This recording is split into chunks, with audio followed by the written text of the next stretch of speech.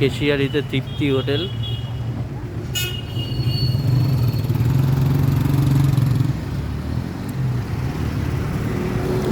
এই রাস্তাটা কেশিয়ারি থেকে বেলদা গেছে, কেশিয়ারি বেলদা রোড।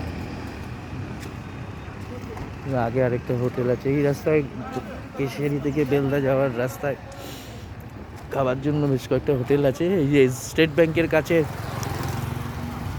এই খেয়াতরি হোটেল আর তৃপ্তি হোটেলটাই বেশ পরিষ্কার পরিচ্ছন্ন, মিল সিস্টেম। আমরা তৃপ্তিতেই খেলাম, খেয়াতরি হোটেলটা এটা।